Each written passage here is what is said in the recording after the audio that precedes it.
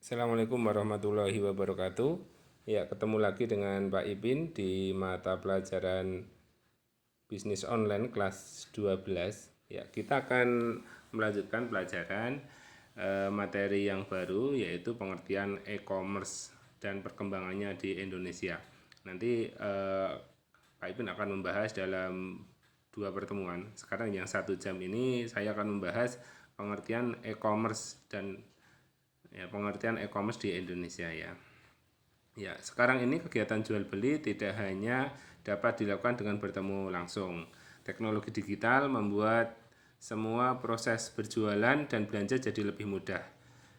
Salah satu aktivitas buy and sell yang banyak diminati saat ini adalah melalui e-commerce. Namun tahukah Anda apa pengertian e-commerce? Karena meskipun familiar ternyata banyak yang belum paham. Kita belum paham juga e-commerce itu sebenarnya apa sih ya?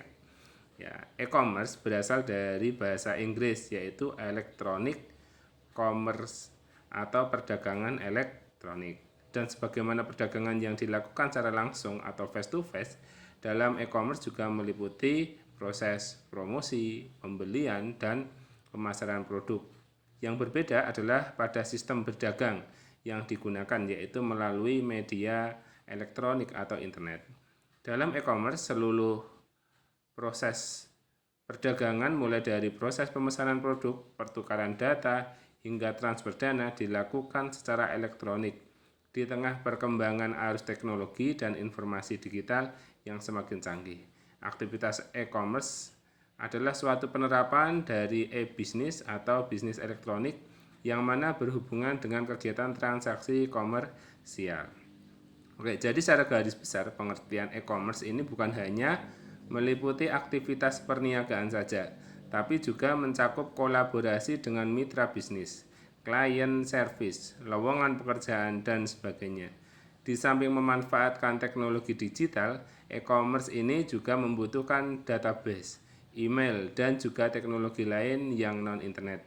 Misalnya saja dalam mengirim barang dan cara membayar produk dari e-commerce. Jadi yang namanya e-commerce ini adalah suatu sistem yang besar ya.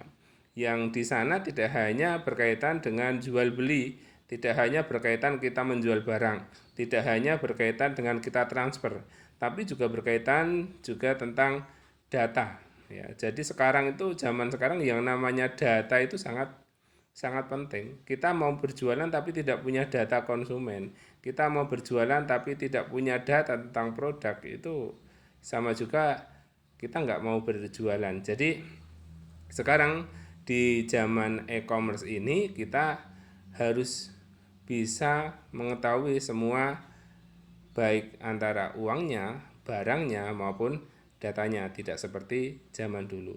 Dan data ini sangat penting kegunaannya dalam kita menjual barang. Dan dalam e-commerce tadi sudah disampaikan prosesnya sama sebenarnya eh, dengan pembelian atau jual beli secara konvensional, adanya promosi, adanya penjualan, adanya pemasaran produk. Ya, cuma yang berbeda adalah caranya, cara online atau tidak online. Tapi nanti kita akan membahas juga bahwa secara online ini ternyata membuat banyak sekali pekerjaan yang baru, yang dulunya itu tidak ada sekarang bisa ada ya. Yang dulunya pekerjaan itu ada sekarang jadi tidak ada. Kita akan mempelajarinya itu semua. Anda sekarang juga sudah mengenal banyak sekali e-commerce yang ada di Indonesia. Ada Bukalapak, ada OLX, ada Tokopedia, ada tiket.com ya. Ada Gojek, ada GoFood, ada Grab dan lain sebagainya. Itu semua sekarang sudah ada lah. Kita akan mempelajari itu semua nanti bidangnya masuk pada bidang apa ya. Kita mau cari pekerjaan pas lewat online juga bisa. Nah, ini contoh-contoh e-commerce di Indonesia ya. Yang pertama yaitu Bukalapak. Bukalapak ini startup e-commerce yang diluncurkan sejak tahun 2010 dan merupakan salah satu unicorn yang ada di Indonesia, mewadai jutaan pelapak dalam platformnya. Bukalapak memang cukup sukses dan diminati. Ya, dulu saya sudah pernah menjelaskan apa itu yang namanya startup, apa yang nama unicorn, ya, ada apa yang namanya dekakorn, masih ingat nggak? Ya. Ya, kalau startup itu adalah perusahaan rintisan baru, ya, masih ingat. Perusahaan rintisan baru yang baru berdiri kemudian akhirnya bisa laris. Kemudian kalau unicorn itu kalau valuasi dari perusahaan itu sudah mencapai 1 juta dolar.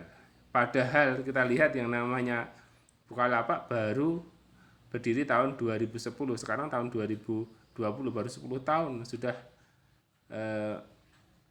1 juta dolar. 1 juta dolar itu berarti ada sekitar 14 triliun ya. Nah, itu nilainya Bukalapak. Padahal yang namanya Bukalapak contohnya itu dia tidak mempunyai produk, dia hanya istilahnya memberikan jalan bagi orang lain yang jualan, bagi orang lain yang akan membeli barang, cuma jalan. Nah, ini yang namanya bisnis e-commerce ya. Coba lagi ada Shopee, meskipun bisa dikatakan masih bau kencur katanya apabila dibandingkan dengan e-commerce yang sebelumnya, namun platform ini satu ini tidak bisa disepelekan dengan beragam promosi menarik, mulai dari gratis ongkir, flashback, flash sale, cashback hingga undian. Ini ada Shopee, kemudian ada Lazada, ada Gojek. Nah, ini agak beda lagi Gojek.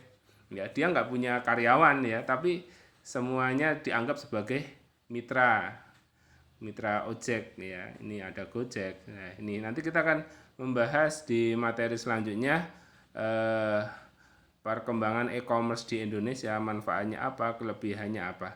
Ya, itu dulu gambaran singkat tentang e-commerce ya, e-commerce. Jadi kita belajar bisnis online tidak hanya bagaimana cara bisa membuat produk, bagaimana bisa menjual produk secara online, tapi ternyata ada bidang-bidang pekerjaan lain yang lebih besar valuasinya, lebih besar manfaatnya, lebih besar dananya ya untuk bisa dikelola.